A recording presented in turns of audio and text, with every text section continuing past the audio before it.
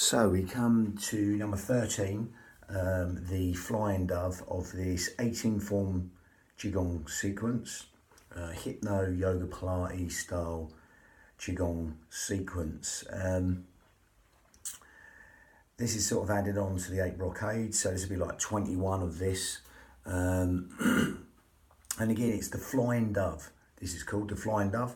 Again, opens out the chest, called the flying dove because of its movement, or flying dove spreads its wings.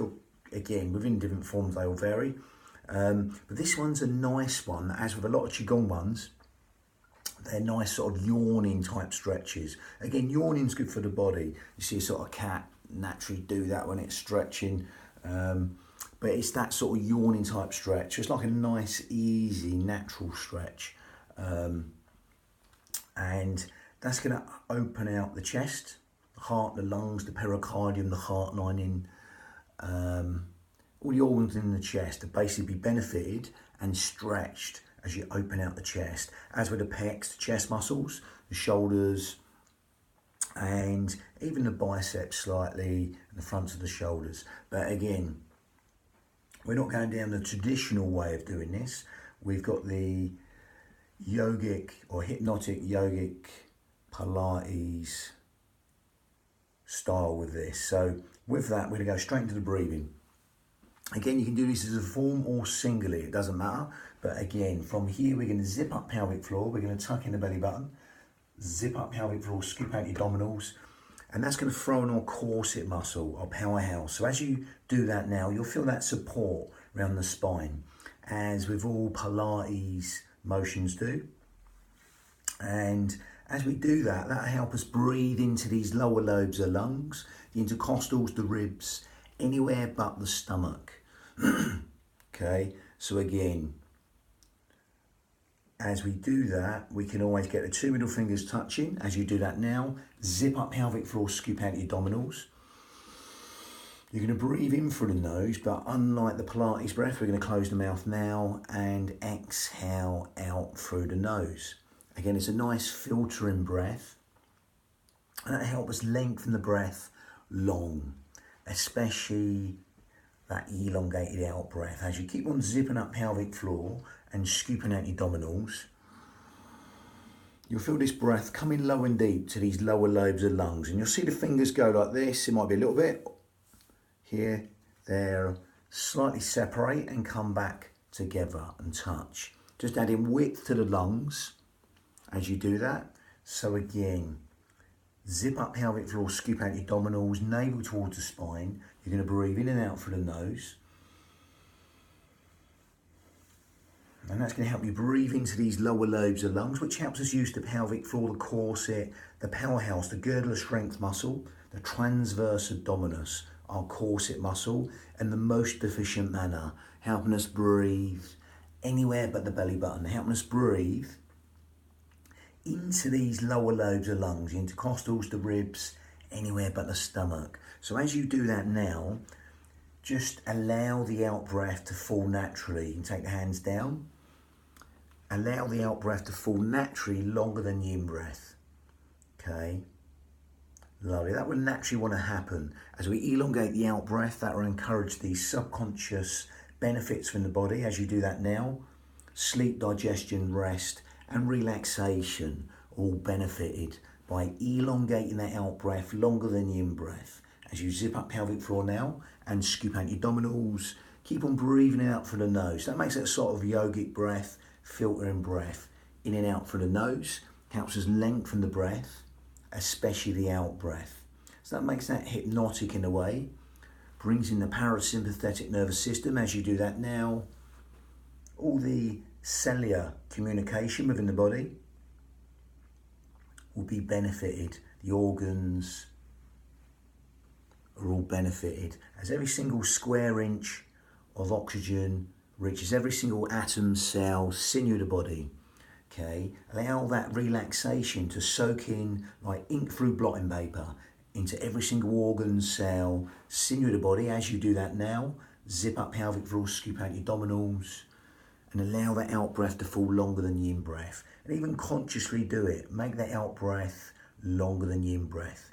The in-breath's conscious thought, the out-breath is subconscious thought.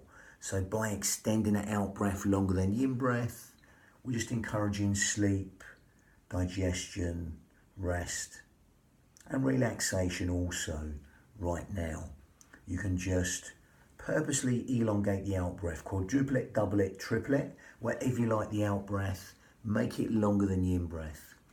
Okay, so again, in the end, once you get used to that, rather than you breathing the breath will breathe you in a way. So you won't even be focusing on that. Okay, that rhythm will naturally happen. So again, you can stick with that. That's fine, that breathing. Or right now, if you want to take that onto Ujjayi breath, which is slightly more advanced yogic breath, which victorious breath, Ujjayi breath in Sanskrit, seashore breath it's called also. We're going to grip at the esophagus and make that smaller, and that's going to help us lengthen the breath. Again, so again, I'll make the sound. So again, you're going to breathe in and exhale.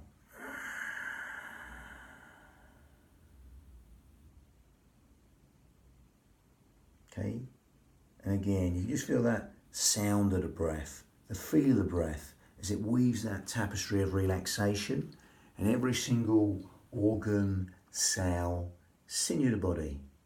Lovely Ujjayi breath, victorious breath.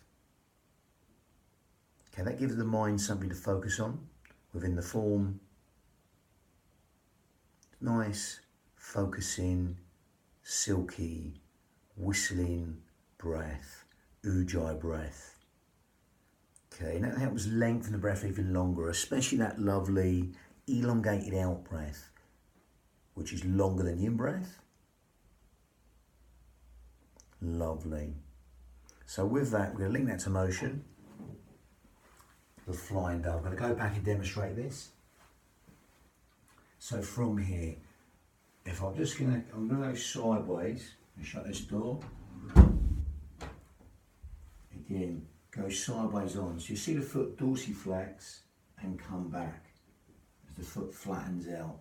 Okay, so you see this motion happen with the foot. You can either keep the foot flat or come back, roll back, partially empty the foot onto the heel and back onto the ball of the foot. That's optional. If you feel it in the knee, keep the foot flat.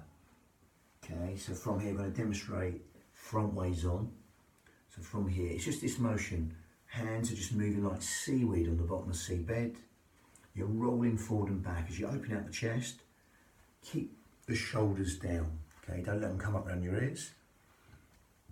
And then we're going to bring the breath in. Okay, so again, as we zip up pelvic floor, scoop out your abdominals. Take the navel towards the spine. You're going to breathe in and exhale for as long as you like. So it's like a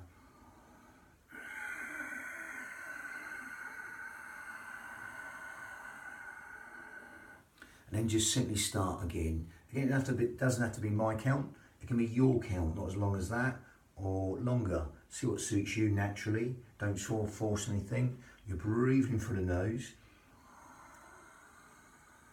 and exhaling. If you want to go deeper, I'm going to demonstrate that up here so you can see the legs. You can go deeper, so you can breathe in whenever you like and roll in.